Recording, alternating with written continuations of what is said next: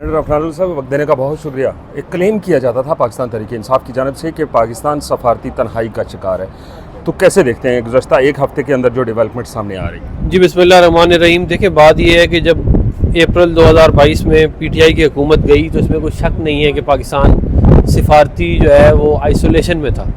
तमाम दोस्त जितने हमारे हैं उनको हमने नाराज़ कर लिया था। बड़े हमारे ऐसे दोस्त जो बड़े बड़े बुरे वक्तों में हमारे साथ खड़े रहे, उन सबको हमने नाराज़ कर लिया था। और इस हद तक नाराज़ कर लिया था कि जो CPEC था वो रोल बैक हो रहा था। जो हमारे अरब दोस्त हैं वो नाराज़ थे, शदीद बात करने पे तैयार नहीं थे।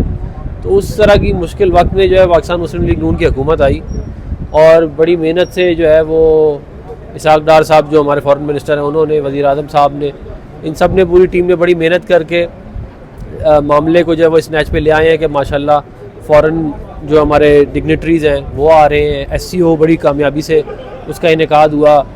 बड़े और ममालिक के वज़ीर आज़म और वज़रा जो है वो पाकिस्तान का चक्कर लगा रहे हैं। तो ये एक कामयाबी है और ये बात हमें समझनी चाहिए कि ये एक समझ लें एक एसेट होता है किसी भी मुल्क का कि आपके ताल्लुकात कितने अच्छे हैं, क्योंकि आपकी बहुत सारे मामलात का इन्हिसार आपके ताल्लुकात पे होता है। आपके माशी मामलात, आपके डिफेंस के मामलात और माशरती मामलात भी बाज़। तो वो उस लिहाज से अगर देखा जाए तो माशाल्लाह काफ़ी अच्छी इंप्रूवमेंट है। सर, अभी बांग्लादेश के साथ भी हमारी सेक्रेटरी खारजा की मुलाकात बांग्लादेश में फॉरेन मिनिस्टर से भी हुई, दिगर जो वहाँ पे अहदेदार हैं उनके साथ भी हुई, जो उनका बुरी सेटअप है। तो बांग्लादेश की जानब से कुछ डिमांड्स रखी गई हैं पाकिस्तान के साथ ताल्लुकात बेहतर बनाने के लिए, क्या वो दुरुस्त हैं? देखिए, बात यह है कि इंसाफ की बात इंसान को करनी चाहिए। अल्लाह ताला भी यही कहते हैं। बंगाली जो थे वो हमारे भाई हैं। ये मुल्क हमने उनके साथ मिलकर बनाया। जो कुर्बानियाँ उन्होंने बहुत ज़्यादा दी पाकिस्तान तहरीक पाकिस्तान ने। जो कुछ 1971 में हुआ वो इंतहाई अफसोसनाक था। और हम्मुदुर रहमान कमीशन के रिपोर्ट जो हमारे एक जज ने लिखी थी उसमें वाज़े तौर पे रिस्पॉन्सिबिलिटी फ़िक्स कर दी गई है।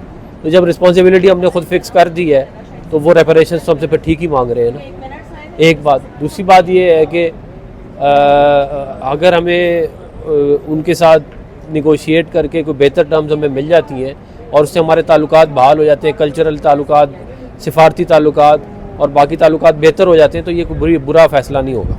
लास्ट ये बता दें कि ये कहा जाता है कि एक तासर अवाम में कि ट्रेड होनी चाहिए अपने पड़ोसी ममालिक के साथ भी और अमन भी होना चाहिए। अब हमारे पड़ोस में अफ़गानिस्तान भी है, उसमें इंडिया भी शामिल है, चाइना शामिल है, ईरान है, तो क्या ट्रेड इन ममालिक के साथ होनी चाहिए? बिल्कुल। देखें, बात यह है कि जो ट्रेड होती है ना वो ज़्यादा आपकी पड़ोसियों के साथ ही होती है। जो करीब हमारा ये है कि हमारा अमेरिका के साथ ट्रेड है, यूरोपियन यूनियन 5-5 हज़ार किलोमीटर दूर है, तो आपकी प्रोडक्ट जो है उसके अंदर वायबिलिटी इतनी रहती नहीं है। एक्चुअली दुनिया ट्रेड करती है ब्लॉक्स बना के, कि वो जो है यूरोपियन यूनियन एक ब्लॉक है, यूनाइटेड स्टेट्स ऑफ अमेरिका एक ब्लॉक है, अफ्रीकन यूनियन एक ब्लॉक है। हाँ, हमारा मसला ये है कि क्योंकि हमारा इंडिया के साथ इतने अच्छे ताल्लुकात नहीं है तो जो हमारा सार्क वाला ब्लॉक है वो तकरीबन इनफेक्टिव है। लेकिन मैं ये समझता हूँ कि हमें अफ़गानिस्तान, ईरान, चाइना और सेंट्रल एशिया के ऊपर बहुत ज़्यादा फोकस करना चाहिए। और अगर इंडिया जो है वो कश्मीर के मामले के ऊपर जो है वो कोई बेहतरी दिखाता है तो फिर उसके साथ भी ट्रेड करना चाहिए। कश्मीर के मामले के ऊपर आपने बात की तो वो तो ये कह रहे हैं कि हम ये जो कश्मीर है इसको भी हम ले लेंगे, तो ट्रेड कैसे होगी, फिर हमारे खित्ते में अमन कैसे? ये कश्मीर तो खैर वो नहीं ले सकते, और अगर वो इस तरह सोच रहे हैं तो फिर ये मामला जो है ये और ख़राब होगा हिंदुस्तान के लिए। Thank you.